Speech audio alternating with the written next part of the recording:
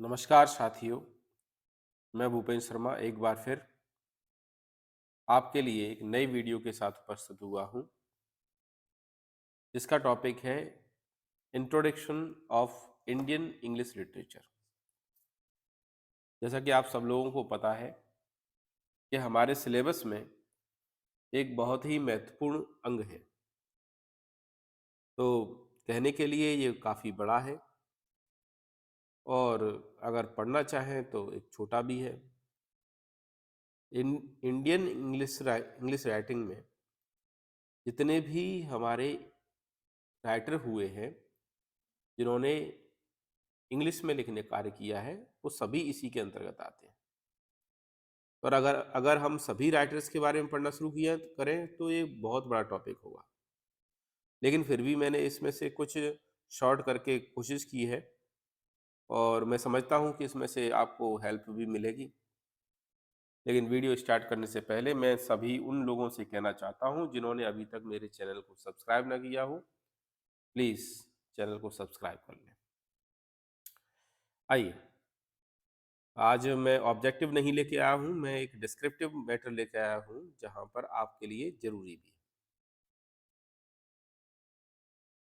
है। Indian English literature specifically refers to work written in English by Indian writers.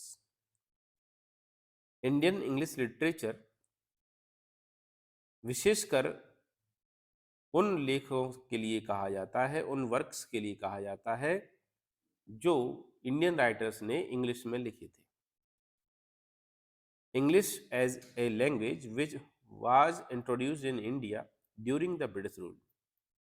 जैसा कि हम सब लोग जानते हैं कि ब्रिटिश रूल से पहले इंडिया में इंग्लिश को कोई नहीं जानता था।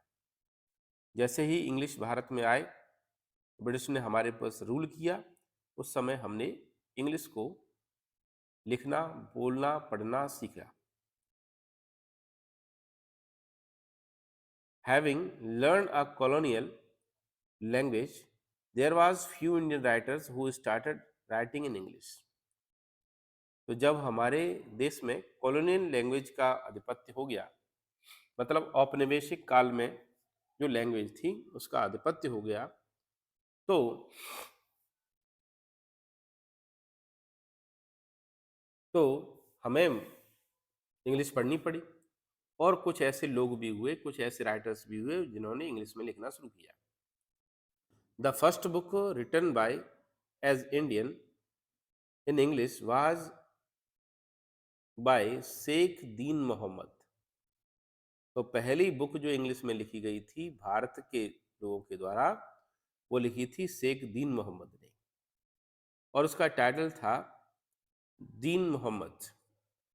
टाइटल था ट्रेवल्स ऑफ दीन मोहम्मद। इसको थोड़ा सा याद रखने वाली बात है कि जो पहली बुक थी, जिस बुक को हम जानते हैं, वो शेख दीन मोहम्मद ने लिखी थी और उसका नाम था travels of Deen Mohammad.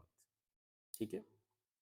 मोहम्मद्स travels narratives was publish in 1793। तो मोहम्मद जो ट्रेवल्स थी, उनको उन्होंने कहानी के रूप में जो लिखा हुआ था, वो 1793 में पब्लिश हुई थी। The first pamphlet written in English by an English appeared in 1806। ये बात भी याद रखने वाली बात है कि पहली एक पैम्पलेट जो थी इंग्लिश में छपी गई थी एक इंडियन के द्वारा, वो आई थी 1806 में। ठीक है। The first play in English Krishna Mohan Banerjee as the prosecuted was published in 1831। तो पहला जो प्ले था, फर्स्ट प्ले कौन सा था? कृष्ण मोहन बनर्जी एज प्रोसिक्यूटेड, जो 1831 में पब्लिश हुआ था। The first Indian novel in English was Bankim Chandra Chatterjee, और उनका जो उन्होंने जो लिखा था उसका नाम था राजमोहन वाइफ, जो कि 1864 में आया था। तो देख रहे होंगे यहाँ पर आपको क्या है, 3-4 पॉइंट क्लियर हो रहे हैं। सबसे पहले कि पहली किताब जो आई थी वो आई थी शेख दीन मोहम्मद की, जिसका टाइटल था शेख दीन मोहम्मद ट्रेवल्स ऑफ शेख दीन मोहम्मद। पहले एक बात ये हो गई। दूसरा क्या हो गया कि फर्स्ट पैम्पलेट जब जारी हुई थी वो आई थी 1806 में। फर्स्ट प्ले जो आया था वो कृष्ण मोहन बनर्जीस एज प्रोसिक्यूटेड आया था, ठीक है, 1835 में। और पहला जो नोवेल था वो बंकिम चंद्र चटर्जी का था जिसका नाम था राजमोहन वाइफ। और ये पिछली बार एग्जाम में पूछा भी गया था कि भाई फर्स्ट इंडियन नोवेल कौन सा था, ठीक है। The first Indian novel in English पूछा गया था, जो कि राजमोहन वाइफ के बारे में पूछा गया था। बिल्कुल। अब इसमें डेट वगैरह ईयर वगैरह आपको याद रखने की जरूरत है। Raja Ram Mohan Roy was one of the early Indian writers whose work were mostly political. तो वो हमेशा पॉलिटिकल की स्पेलिंग थोड़ी सी गलत हो गई है। तो राजा राम मोहन रॉय जो थे पहले इंडियन राइटर्स थे जिन्होंने क्या है ज्यादातर लिटरेचर के संबंध में लिखने का कार्य शुरू किया था। Roy wrote several pamphlets in English opposing the nationalist cause of Indian independence। तो उन्होंने काफी सारे पैम्पलेट्स छापी थी जो भारतीय स्वतंत्रता के लिए संबंध में थी। He also published Brahmonical magazine in English in 1821। तो उन्होंने ब्रह्मोनिकल मैगजीन को भी छापा था इंग्लिश में, वो भी कितने कब 1821 में। अब इस बात को भी याद रखिए कि किसने छापा था, राजा राम मोहन रॉय ने ब्रह्मोनिकल मैगजीन छापते थे, वो भी इंग्लिश में, और वो कब 1821 में। Bankim Chandra Chatterjee was another writer credited with the writing of Indian first novel in English। तो बंकिम चंद्र चटर्जी दूसरे ऐसे नोवेल थे, सॉरी राइटर्स थे जिन्होंने पहला इंडियन नोवेल लिखा था जो कि इंग्लिश में था, ठीक है। His other work in Bengali was also translated into English. इनके और भी कार्य कई काम थे और कई लेख थे जो कि बंगाली में लिखे हुए थे और उसको ट्रांसलेटेड इंग्लिश में किया गया था। After these two writers, Indian literary scenes was dominated by the trio of Raja Ram Mohan Roy, Mulkraj Anand and Raj R.K. Narayana। इन दोनों के बाद, राजा राम मोहन रॉय के बाद और बंकिम चंद्र चटर्जी के बाद, फिर इनके बाद आई इंडियन ट्रिलॉजी, ठीक है। ट्रिलॉजी कौन, तीन लोगों की थी। कौन कौन, राजा राव, मुल्कराज आनंद और आर के नारायण। मुल्कराज आनंद का हम द लॉस्ट चाइल्ड भी पढ़ेंगे आगे। आर के नारायण भी है हमारे लेखक में। राजा राव नहीं है अभी सिलेबस में, लेकिन उनके बारे में भी मैं थोड़ा सा आपको बता दूंगा। According to critic William Wallace, it is was the trio that establish the foundation of Indian novels. तो किसके अनुसार, क्रिटिक विलियम लेस के अनुसार ये तीनों ही ऐसे लोग थे जिन्होंने भारतीय नोवेल की यहाँ पर फाउंडेशन रखा था। वेल्स ने कुछ कहा था, वेल्स ने क्या कहा था, उनके द्वारा लिखे हुए सेंटेंस यहाँ पे मैंने आपको थोड़ा सा लिख के भी रखे हुए हैं। It is these three writers who defined the area in which the Indian novels was to operate its. They established its assumptions, they sketches its main themes, feed the first model of its character and elaborate its particular logics. Each of them used an essay, natural idioms, which was unaffected by the opacity of the British inheritance. Their language has been freed of the foggy taste of the Britain and the transferred to a wholly new setting in the brutal heat and brilliant light। तो ये बहुत ही शानदार उन्होंने उनके लिए कहा था। फिर उसके बाद हमारे पास शुरुआत होती है, 1950s की बात थी, शुरुआत हुई है। Dominated by the writers such as the Anita Desai. फिर उसके बाद अनीता देसाई आई, खुशवंत सिंह आए, अरुण जोशी आए, और अनीता देसाई ने यहाँ पर इन तीनों ने फिर एक और जो ट्रायोलॉजी जो आई है उसके बाद थोड़ा और ज़्यादा इंग्लिश लिटरेचर को अच्छी तरीके से पढ़ा गया। Anita Desai establish herself as eminent Indian woman writer with novel such as Cry the Peacock. Cry the Peacock अपने आप में एक बहुत ही मशहूर पुस्तक है अनीता देसाई जी की। Fire on the mountain, clear light of the day and is और तो इनकी क्या है, 3-4 क्या है, ज़्यादातर फेमस रही है अनीता देसाई की। क्राई द पीकॉक आपको पढ़ने के लिए मिल जाएगी। इनकी हमारे सिलेबस में एक है बाय बाय ब्लैकबर्ड, हम उनको भी पढ़ेंगे अनीता देसाई की, ठीक है। खुशवंत सिंह की train to Pakistan, train to Pakistan, Arun Joshi की apprentice were popular books of the period. तो खुशवंत सिंह की हमने पोर्ट्रेट ऑफ द लेडी पढ़ रखी है। जिन्होंने अभी तक नहीं पढ़ी हो वो पुरानी वीडियोस को मेरे देख सकते हैं, उसमें मैंने खुशवंत सिंह की पोर्ट्रेट ऑफ द लेडी लिखी हुई है, पढ़ी है, उसको अच्छी तरह समझाया है और उसके क्वेश्चंस भी दिए हैं। Indian literature in English took a new turn in 1980s, 1980 में थोड़ा सा इसमें टर्न आया with the publication of the Salman Rashid midnight children. जब सलमान रशीद की मिडनाइट चिल्ड्रन जो क्या है पब्लिश हुई, उसके बाद थोड़ा सा क्या है बिल्कुल बदलाव आ गया था। Rashid novel tracks the history of the protagonist Salim Saini, born in the eve of the Indian independence. It just opposed Salim's personal life with the history of the Indian nations. Distinct narrative style of the novels use the magical realism and Indian words in English gave a new definition of Indian literature. The 1990s and 2000s has witnessed the rise of many important Indian writers. 1990 से लेके 2000 तक का जो समय था, ये नए नए इंडियन राइटर्स की उदय का समय था। To have taken the Indian literature in new heights, जो कि भारतीय अंग्रेजी साहित्य को और नई ऊंचाई तक लेकर गए। These writers include Amitabh Ghosh, Vikram Seth, Shashi Tharoor, Shashi Deshpande, Arundhati Roy. Modern Indian writers have freed English from the baggage of the colonial legacy and the interstates to the suit of their own culture and needs. तो नए जो राइटर्स थे उन्होंने बहुत अच्छा लिखने का कार्य किया, जो हम सबको, जो अंग्रेजी साहित्य से, अंग्रेजी साहित्यों से प्रभावित ना होते हुए अपने अलग ही उन्होंने रुचि दिखाने का कार्य किया।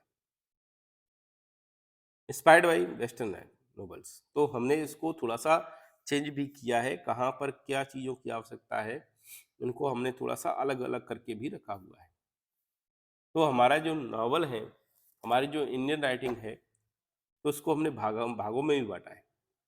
तो जब हमने क्या है, कौन सा एरिया जो था वो inspired by western model, western model यानी कि हमने ब्रिटिश से क्या है, किस प्रकार से इंस्पायर्ड है। Indian writings in English has a vibrant story and the gigantic expressions globally. In the beginning of the writers, Indian writers were inspired by the Western model towards the prose, translations, biography, and political essays. The first book in English writers by 1793 by Sheikh Deen Mohammad, हम पिछली बार भी पढ़ चुके हैं इसको। उसका नाम था ट्रेवल्स ऑफ दीन मोहम्मद, ठीक है। The emergencies of Indian English novels underwent assault from the face of the imitations, assimilations, and the finally to genuine self-expressions. However, the most early Indian writers, English non-fiction work and biographies and political essays.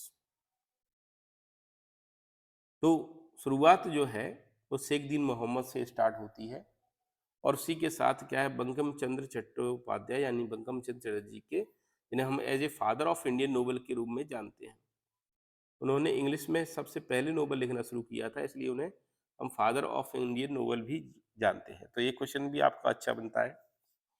The first Indian English novel title Rajmohan's wife was published in year 1864। तो वो 1864 में इन्होंने क्या है, पहला अपना नाटक लिखा था जो था राजमोहन्स वाइफ, बंकिम चंद्र चटर्जी का था। And its marked significance epoch of the history of Indian writing in English. He is considered to be the father of novel in English literature, Indian literature. The Poison Tree इनके द्वारा लिखी हुई है 1873 में। कृष्णकांतास will Krishnakanta well 1878 में वर to popular novels of चटर्जीज। इनको भी आपको याद रखने की जरूरत है। तो चटर्जी के द्वारा, बंकिम चंद्र चटर्जी के द्वारा ये दो नोवेल और लिखे हुए थे, पॉइजन ट्री और कृष्णकांतास वेल। इनको भी हमें याद रखने की जरूरत। पॉइजन ट्री जो था वो 1873 से और कृष्णकांतास वेल 1878 से। ठीक है, हाँ। That the promoted Krishna Kripalani to compare him to international novelist. Other contribution in the period, the Rajlakshmi Devi. Rajlakshmi Devi का जो नोवेल था द हिंदू वाइफ 1876 में। Okay.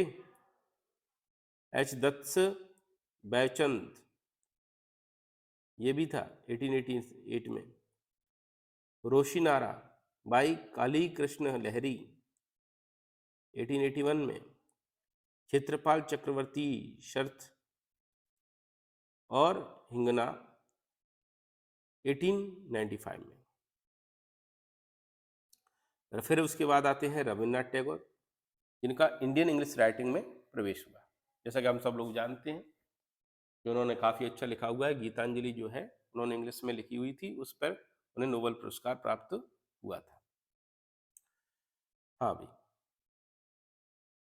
This began to change in the late 18th when famous Indian authors who wrote mostly in their mother tongue began to try their hands in writing in English. In early 90s, Rabindranath Tagore began translating his works from Bengali to English, releasing his first subtitle poems of 1877, and acclaimed for his the best novel works, stories, songs, dances, drama, etc. Beginning of the children's story की शुरुआत हुई। Starting in 1917, धन Gopal Mukherjee wrote many children stories. किसने? धन गोपाल मुखर्जी ने, जो कि भारत की ऊपर आधारित थी। He awarded the Newbery Medal in 1928 for the Gay Neck, the story of Begin. इराफ आर के नारायण एंड मुल्क राज आनंद। मुल्क राज आनंद और आर के नारायण के समय को हम इराक के रूप में जानते हैं। Soon after, a new generation of Indian authors who wrote almost exclusively in English hit the bookshelves, beginning in 1935, Swaminathan and Friends. जब नई जनरेशन की शुरुआत हुई आर के नारायण और मुल्क राज आनंद की, तो उनका बहुत ही शानदार एक नोवेल प्रकाशित हुआ जिसका नाम था स्वामीनाथन एंड फ्रेंड्स, जो आर के नारायण था। अनटचेबल बाई मुल्क राज आनंद, अनटचेबल मुल्क राज आनंद के द्वारा पब्लिश हुआ। और उसी समय तीसरे नोवेल थे, तीसरे राइटर थे राजा राव, उनका था कंथापुरा। आप लोगों ने इनके बारे में पढ़ाई होगा। इनके ऊपर काफ़ी सारी फिल्में बन चुकी हैं और हम सब लोगों ने देख भी चुके हैं। What made Narayan's, Anand's and Rao's writing different from the Indian authors before them was that their stories were about the contemporary man on the street. इससे पहले की जो राइटर्स और स्टोरीज थी वो थोड़ी डिफरेंट थी, लेकिन इनकी जो स्टोरी थी वो जमीन से जुड़ी हुई थी। इनके जो लेखक थे वो सारे के सारे जुड़े हुए थे। तो हम कह सकते हैं कि उनकी स्टोरी जो थी वो स्ट्रीट वर्क थी। There was also Indian message to their work in terms of the words they used and their styles of writing. उनकी इंग्लिश में भी लेखन कला जो थी वो इंडियन राइटिंग से जुड़ी हुई थी और उनका कहीं पर भी कोई भी ऐसा नहीं लगता था कि ये इंग्लिश से अलग से लिख दिया है। This reasons with the new but growing rank of the Indian readings English literature. Their work were the forerunners to the magnificent diversity of Indian writing in English that we see today. और इनके जो कार्य थे वो बहुत आगे की ओर कार्य थे, जो आज भी हम इनको पढ़ रहे हैं। आप समझ सकते हैं कि कितना इन्होंने शानदार लिखा हुआ था, अगर पिछले 100 साल पुराना, जो आज तक हमें पढ़ने के लिए मिल रहा है और उसे हम पढ़ रहे हैं बहुत अच्छी तरीके से। Considerations of the contemporary and the modern era. तो आ जाइए मॉडर्न एरा के बारे में पढ़ते हैं। The crashdires of the contemporary and the modern era includes Salman Rushdie, Amitabh Ghosh, Vikram Seth, and many more. They elucidated substance strength of the emerging modern voice of India, which has the vibrancy and energy of the gazing assistants along with an unmatched resolve of the experiment and explore a new avenue of writing novels. A host of the contemporary post-colonial writers in like Rashid, Arundhati Roy, Meena Alexander, Anil Nair, and the Jampa Lahiri initiated process of the discolonialism of the colonial English. चलिए आगे बढ़ते हैं। National in freedom movement inspired Indian literature in India. The freedom movement spear headed by Gandhi, inspired by eight flurry of activity in the literary world.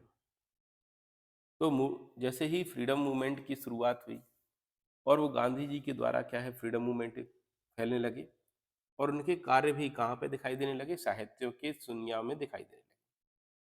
There was a flourish of novel in both regionals and as well as the national streams. तो उस समय के जो novels थे वो दोनों ही क्षेत्रों में कार्य कर रहे थे, राष्ट्रीय स्तर पर और सामान्य जनता के बीच में। The burst of energy is regional literature laid the groundwork of fine tuning the enhancing the vibrancy and scope of the Indian English fictions. The dual combination of independent movement and national consciousness gave much imprints and the spur of the outflows of nobles in which affection of the motherland was the crux and there served in invokes the patriot sentimentals of the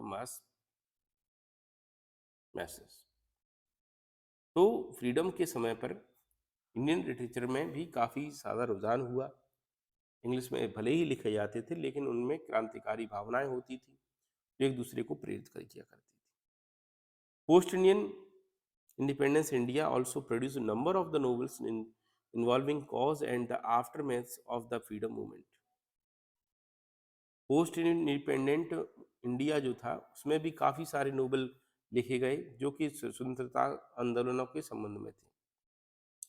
The novels that belong to the category include In the Time of the Happy Nayantara Sehgal, 1922, by Khwaja Ahmad Abbas, Inqilab, 1955, Waiting for Mahatma by R.K. Narayana, 1955, etc.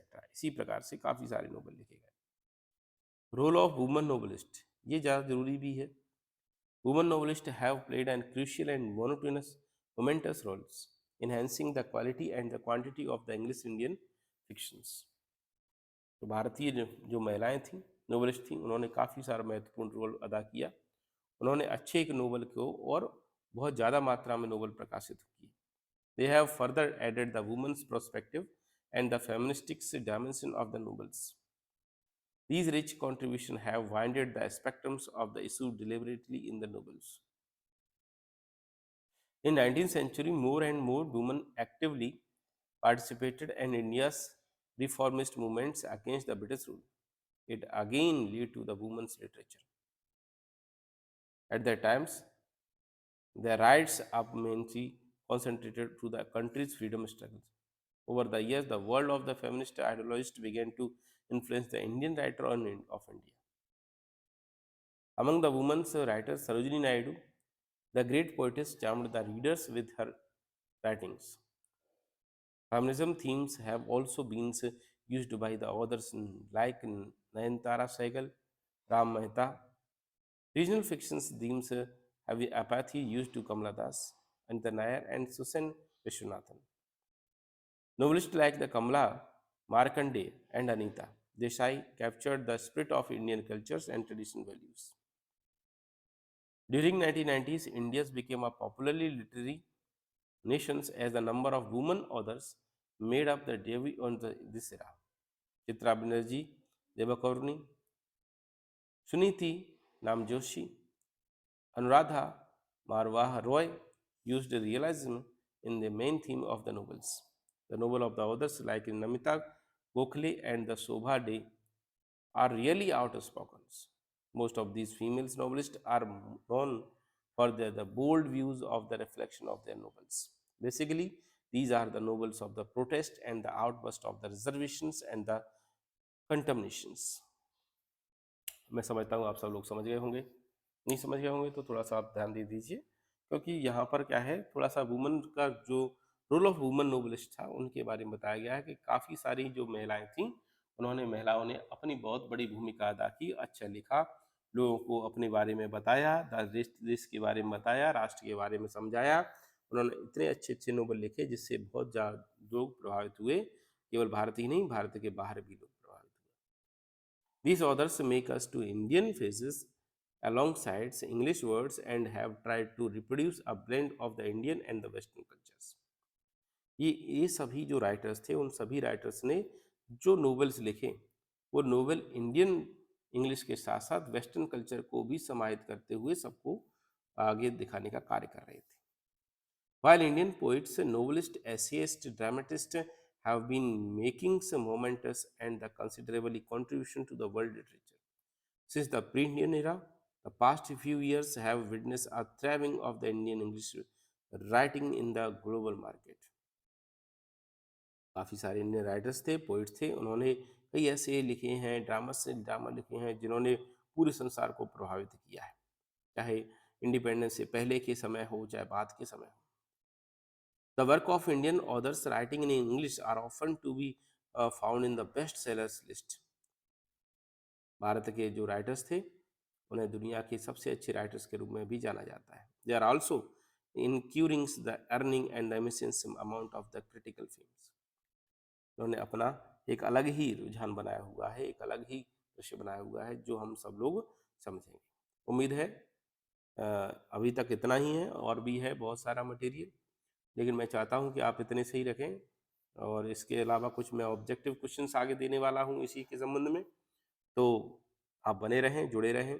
जिन्होंने अभी तक channel को subscribe ना किया हो, please channel को subscribe कर लें। धन्यवाद।